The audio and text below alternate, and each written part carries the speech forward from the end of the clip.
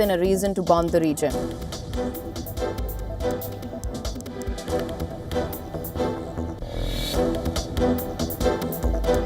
Donald Trump says Chinese President Xi Jinping has agreed to let rare earth minerals and magnets flow to the United States, announces new round of trade talks with China in London next week.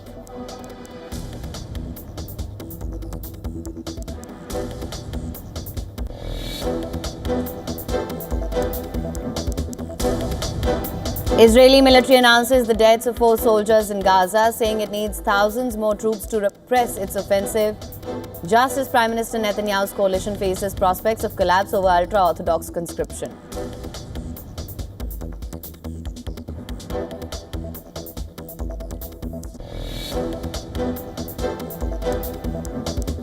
India's Prime Minister Narendra Modi says he will attend the Group of 7 Leaders Summit in Canada after receiving an invitation from the Canadian Premier.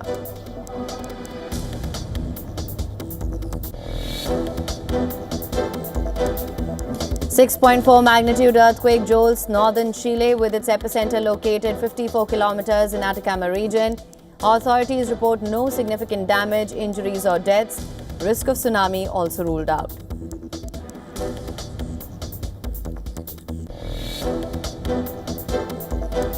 Tesla stock rebounds nearly 4% after a massive $152 billion drop. Tensions between Elon Musk and Donald Trump remain high. The feud over EV tax cuts and government contracts casts uncertainty over Tesla's future as well.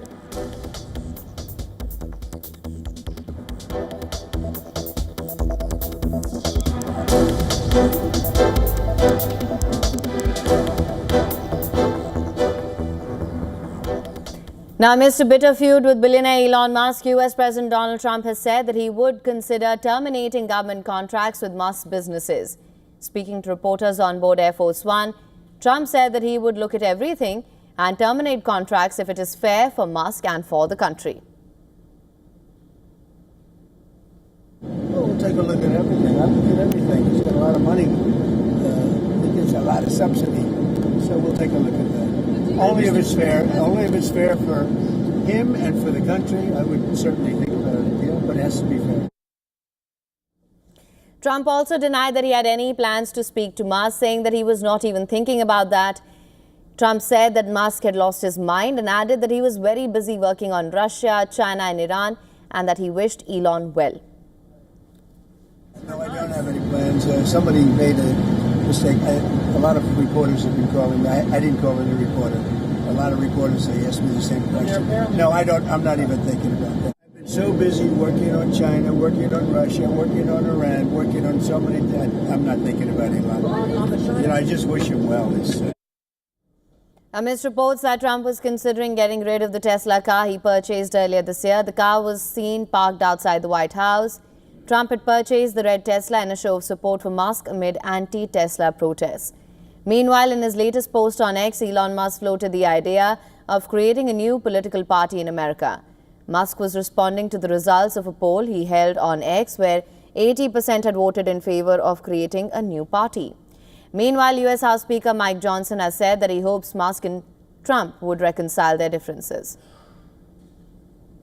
And I was surprised by Elon's sudden opposition. And look, I hope they reconcile. I believe in redemption. That's part of my worldview. And I think it's good for the party and the country if all that's worked out. On the other hand, House Democratic leader Hakeem Jeffries has called the Trump-Musk feud a welcome development in efforts to defeat Trump's big, beautiful bill. The opportunity that exists right now is to kill the GOP tax scam. It's legislation that we have been strongly opposed to and uniformly opposed to from the very beginning. Amidst the feud with Musk, Trump was seen departing from New Jersey, from Washington, D.C. The president made a stop at a golf course at Joint Base Andrews before departing to his home in Bedminster.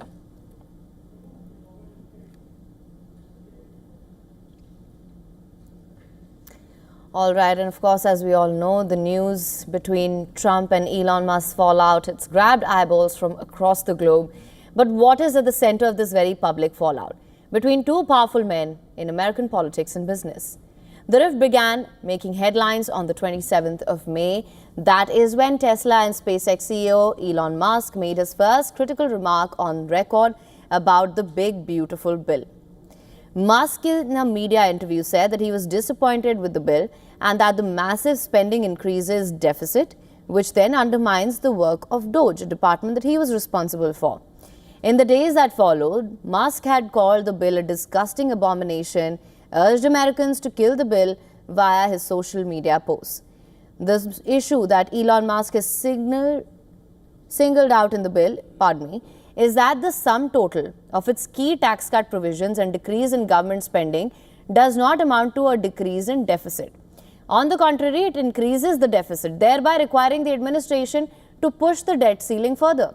Let's simplify this in numbers for you. According to the Congressional Budget Office, the proposed tax cuts in Trump's budget bill add up to a sum total of $3.7 trillion. This may be good news for the taxpayers, but it means that money out of government's coffers. Now, the spending cuts proposed in the bill save approximately $1.3 trillion of government money. But in net effect of the two clauses, the bill overall will add $2.4 trillion to the US deficit. However, the White House has only partially accepted the CBO forecast and rejects the claim on increase in deficit. The official website put out a statement calling one part of the CBO calculations a hoax. The White House statement says that the Congressional Budget Office does not take into consideration the increased revenues that will follow in with increased reciprocal tariffs.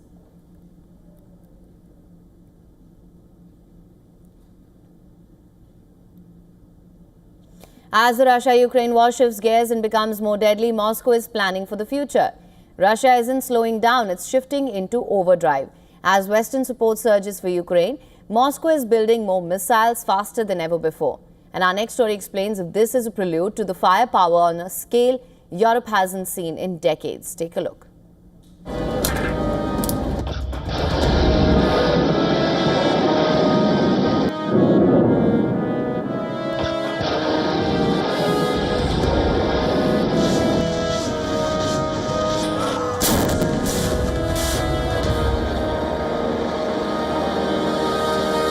The skies over Ukraine are lit.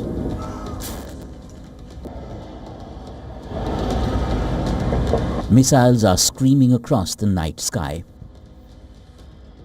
Bombs and drones are raining down. Every passing day, the attacks are becoming more and more intense. Caliber missiles have already been pounding Ukrainian energy hubs, while hypersonic Russian missiles are turning NATO-supplied weapons to dust.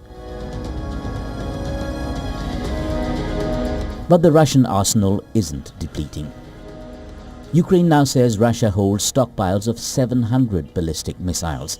According to Ukrainian military intelligence, Russia has increased its ballistic missile production by a massive 66% over the past year. Currently, 60 to 70 Iskander-M and 10 to 15 Kinzhal hypersonic missiles are rolling out of Russian factories every month, and that's just the start. According to US intelligence estimates, by 2035, Russia plans to manufacture 5,000 cruise missiles and 1,000 hypersonic weapons, including Avangard glide vehicles, Zircon sea-launched hypersonics, and the air-launched Kinzhal. The same report also points out that Moscow plans to have 5,000 cruise missiles. Presently, Russian forces have anywhere between 300 to 600 missiles. Experts say Russia is preparing for a long war and possibly a larger one, with Ukraine striking deep inside Russian territory, including attacks on strategic air bases. Sensing the dangers, Russia is stockpiling smart, mobile, high-impact weapons. Russia is not alone. From Europe to the US, every nation is spending heavily on weaponry. Worldwide military expenditure saw its steepest rise in 2024 since the end of the Cold War, reaching $2.7 trillion as wars and rising tensions drove up spending. In the case of Europe, the main drivers of its surge was, I guess, the war in Ukraine in the short term, but also the security concern posed by Russia in the long term. So we saw that in the start of the war, Not only did Russia and Ukraine both continue to increase spending, but many of the ambitious announcements by European governments since the start of the war really start to materialize. Now the spike in Russia's indigenous weapon manufacture comes despite the fact that Western nations have imposed all kinds of sanctions to stifle Moscow's war chest. But under President Putin, the Kremlin has created a new kind of supply chain, which Western experts say ranged from North Korea to Iran and even China. But that's not all. New long-range unmanned aerial systems and next-gen air defense missiles are being tested and deployed. Bureau Report, WION World is One. Now, the Israeli military has announced the deaths of 4 soldiers in Gaza, saying it needed thousands more troops to press its offensive, just as Prime Minister Netanyahu's coalition faces the prospect of collapse over ultra-Orthodox conscription. Military spokesperson Effie Defrin said the 4 soldiers were killed as they were operating in the Khan Yunis area in a compound belonging to Hamas militant group. He said around 6 in the morning, an explosive device detonated, causing part of the structure to collapse. He added that 5 other soldiers were wounded, one of them severely. 4 soldiers were killed this morning.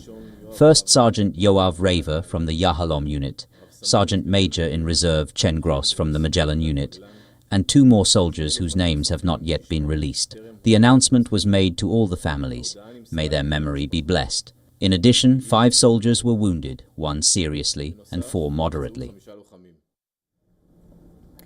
Hamas's Al-Qassam Brigade spokesman Abu Ubaidah said the losses suffered by the Israeli forces in Khan Yunis illustrate what they will face wherever they are present, urging the Israeli public to force its leaders to end the war to prepare to receive more of its sons in coffins. The deaths bring to 429 the number of Israeli soldiers killed in Gaza since the start of the ground offensive in late October 2023. Prime Minister Benjamin Netanyahu extended his condolences to the soldiers' families, saying they sacrificed their lives for the safety of all Israeli people. The military spokesperson said that the army was short around 10,000 soldiers, including about 6,000 in combat roles, adding that tens of thousands more notices will be issued in the upcoming draft cycle. The conscription issue has threatened to sink Netanyahu's government, with ultra-Orthodox religious parties warning that they will pull out of his coalition if Netanyahu fails to make good on his promise to codify the military exemption for their community in law. Meanwhile, Gaza's civil defense agency said that 38 people were killed by Israeli strikes or gunfire across the Palestinian territory on Friday, including 11 in a single strike in Jabalia in the north. According to the health ministry in Hamas-run Gaza, at least 4,402 people have been killed since Israel resumed its offensive on the 18th of March, taking the war's overall toll to 54,677, mostly civilians. This while Prime Minister Netanyahu admitted that Israel is supporting an armed group in Gaza that opposes the militant group Hamas, following comments by a former minister that Israel had transferred weapons to it. Israeli and Palestinian media have reported that the group Israel has been working with is part of a local Bedouin tribe led by Yasser Abu Shabab. Activated clans in Gaza that oppose Hamas. What's wrong with this? This is only good and saves the lives of IDF soldiers. The publication of this only benefits Hamas, but Lieberman, the Israeli opposition leader, doesn't care. Furthermore, Israel has warned that it would keep striking Lebanon until militant group Hezbollah has been disarmed after hitting South Beirut in what Lebanese leaders called a major violation of a November ceasefire.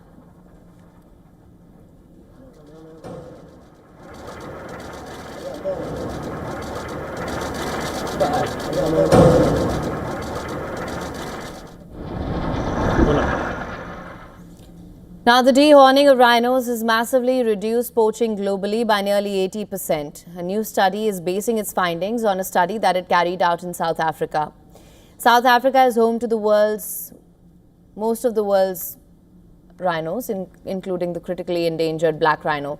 It is also a hotspot for poaching driven by demand in Asia, where the horns are used in traditional medicine. In the study published by the American Association for Advancement of Science, 11 reserves around South Africa's Kruger National Park were kept under watch between 2017 and 2023.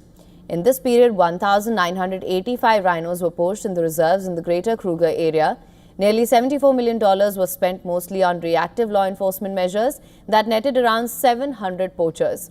In another measure, 2,284 rhinos were dishorned for just 1.2% of that budget. It reduced poaching immediately by nearly 80%.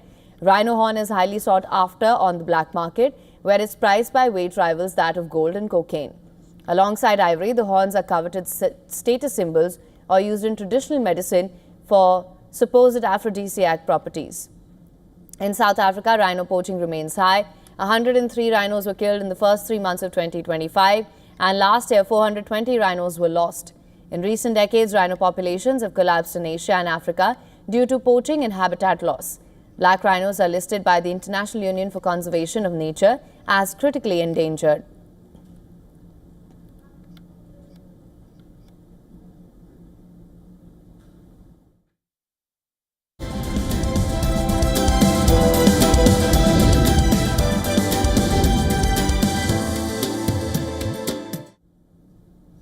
Now, the Reserve Bank of India's larger than expected 50 basis points rate cut and liquidity boost through a 100 basis point cut in cash reserve ratio weighs on rupee's outlook. The RBI's rate actions hint at growing conviction within the Monetary Policy Committee that lower inflation is likely to persist and that GDP growth remains on a weaker trajectory. By front-loading rate cuts, the RBI seems keen to ensure the benefits of lower rates reach the economy. There's also plenty of liquidity to keep things moving. The RBI signaled a pause for now, but not the end of rate cuts. The rupee held steady after an initial drop of expectations. The central bank has front-loaded its easing, limiting further easing as well. The RBI eased the policy rates and liquidity, but made no promises for the future in complex messaging. That whipsawed domestic financial markets somewhat. Stocks rallied while bond yields experienced a rollercoaster ride. What really caught markets off guard was the RBI's decision to shift its policy stance from accommodative to neutral. That is a notable reversal just 2 months after the central bank has adopted an accommodative stance. That's a pretty quick U-turn, and it suggests that the central bank might be done with rate cuts, at least for now. It feels a bit counterintuitive, especially since inflation has been running below the RBI's target. So the RBI is signaling a pause, but it's leaving the door open for more easing if growth or inflation weakens further.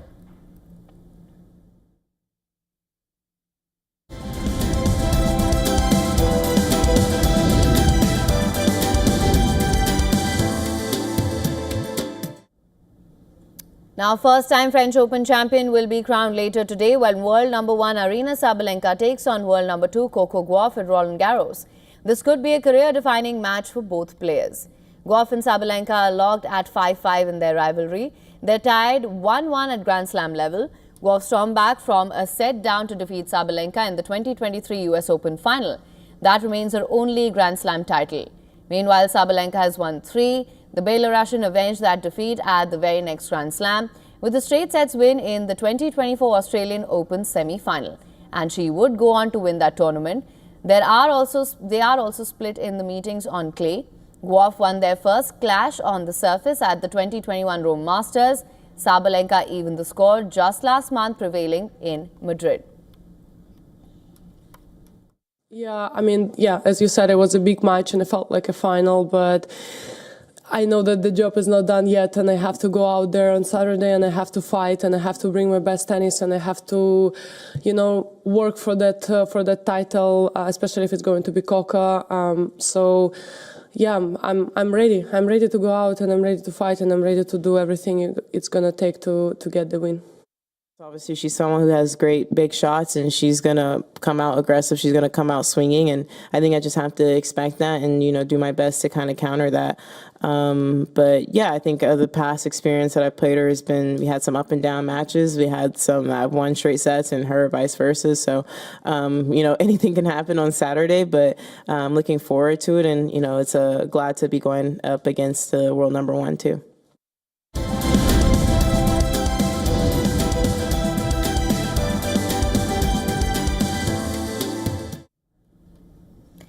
An Oscar winner, Julianne Moore, was joined by cast members Sydney Sweeney, Domhnall Gleeson and Kyle MacLachlan at the New York premiere of Echo Valley. More about the star-studded event in our next story.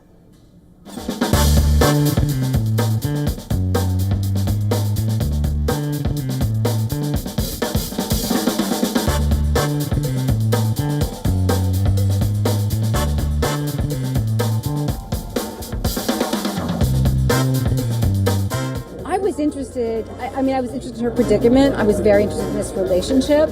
I love that she is, in a sense, morally compromised, but she does everything that she does out of love.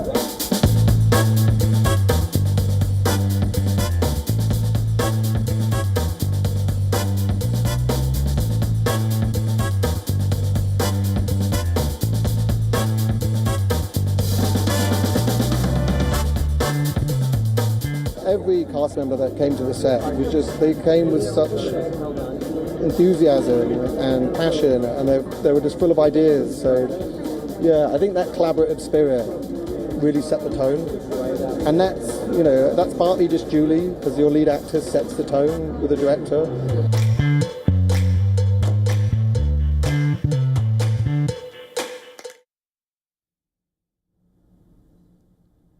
And with that, we call a wrap on this edition of World DNA. But before we go, we're going to leave you with all the climate stories which are making headlines across the globe today. Stay tuned to WION World is One.